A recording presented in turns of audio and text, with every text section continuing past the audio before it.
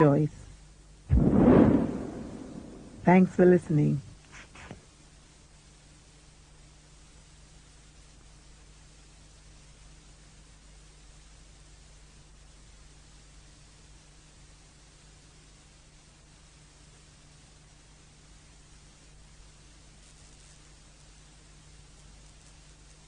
These are the questions you and I have to ask. How did we get this money? OPEC production limits, helping to drive down the price of oil from $20.50 a barrel in the opening days of 1990 to a mere $13.60 a barrel by summer. You have to understand the difference. We didn't come over on the Nita, the Pinta, and the whatchamacallit. We didn't land on Plymouth Rock.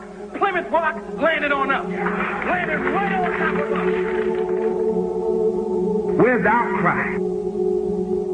Why? You can get all the film and the footage of all the carnage in Los Angeles, but you can show me no footage of any damage in Iraq. And all you show me is some surgical strike. Now, 1 year later, it comes out that these so-called surgical strikes were mixed in.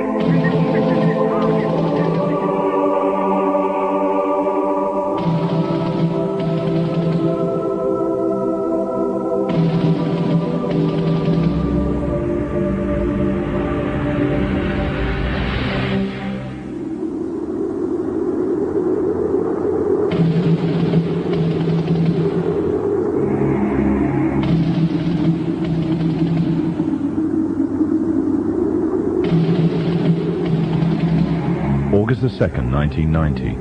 Saddam Hussein's forces crashed through the defenses of oil-rich Kuwait.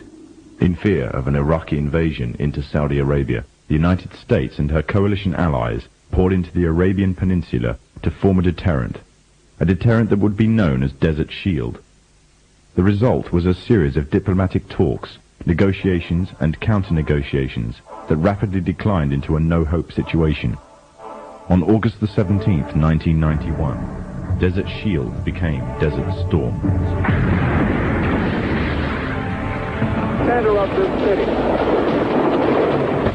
Just one comment. Clearly I've never been there, but this feels like we're in the center of hell. There continue to be these flashes of light off of it.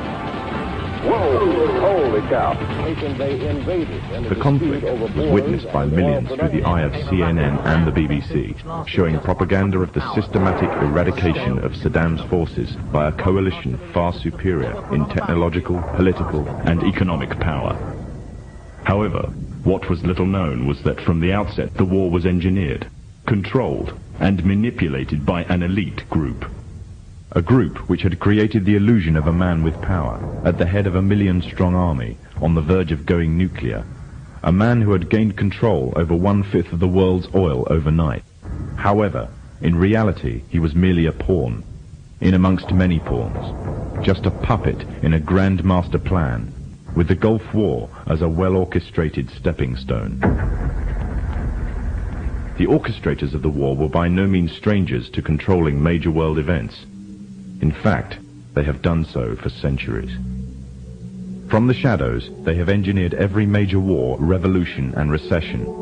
They control everything you read, everything you hear, and everything you see.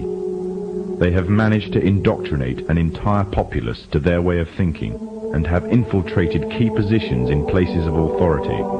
And it is from the shadows that they have created a new political order, a new economic order, and more sinister, a new religious order. Their ultimate aim is total global domination, and they will stop at nothing to reach their goal. The goal that was outlined in a speech given by former President of the United States, George Bush. What is at stake is more than one small country. It is a big idea, a new world order.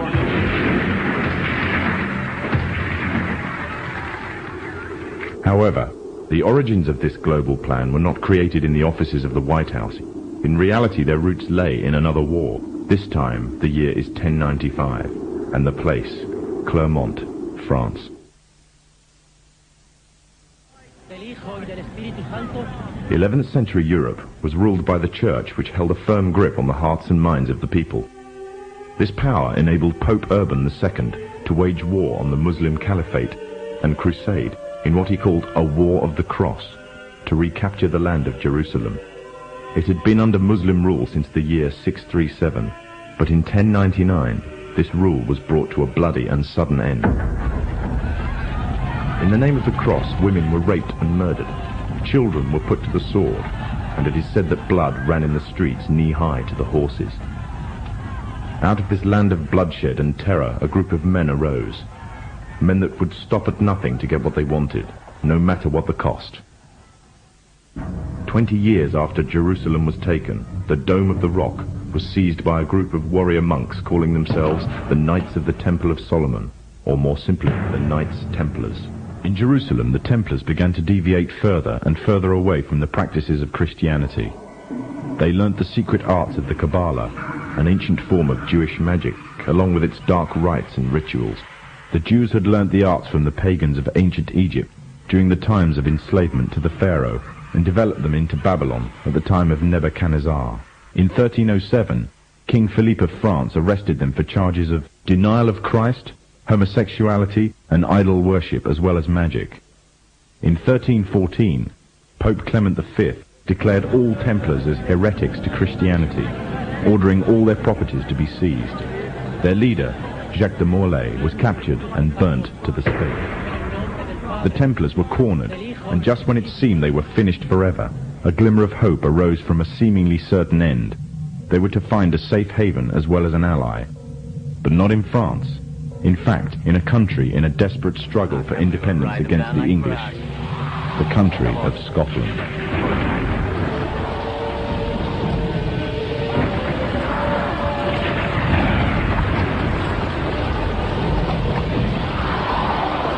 For some, Scotland's hope of independence had died with the death of William Wallace. However, to the King of Scotland, Robert the Bruce, the arrival of the Templars gave him a new secret weapon. Their experience, gained over 200 years of fighting the mighty armies of Islam, had made them expert in combat and warfare, and more than a match for any army brought before them. In 1314, the Templars, allied with Robert the Bruce and his army, took to the fields of Bannockburn in the long-awaited showdown with the English. Robert the Bruce's foresight paid off. The 25,000-strong English army suffered a humiliating defeat at the hands of only 6,500 men. The dream of an independent Scotland had finally been achieved. The Templars had brought themselves back from the brink of destruction, and never again would they allow themselves to be destroyed. This time, they would control the country by controlling its kings, and in order to preserve their secret order, the Templars would have to die, or more precisely, the name would have to die. The Templars, who had escaped Europe, were finally laid to rest in Roslin Chapel, Scotland, which stands to this day as sign of their presence in Britain. Their descendants became the true power of Scotland. In 1603, the death of Queen Elizabeth I left England without an heir to the throne. By virtue of descent, King James V of Scotland became King of England. In doing so, Scotland and England joined to form a new kingdom, and the power that the Templars held over Scotland spread to give them a firm grip on the whole of Great Britain. For over 100 years, the Templars concealed their activities, fading into the background until they were little known and little remembered. However, they did not cease to keep a firm grip on Britain. All the time they were planning, regrouping, and infiltrating positions of power in all corners of the kingdom. In 1717, the Templars made their reappearance in Europe. They had grown in both number and strength, and were now ready to coin a new identity, free from their reputation of the past, and given credibility by none other than the monarchy and aristocracy of England. And the name they chose for themselves was a name that will be known by many, but understood by a few. This new name, the Freemasons.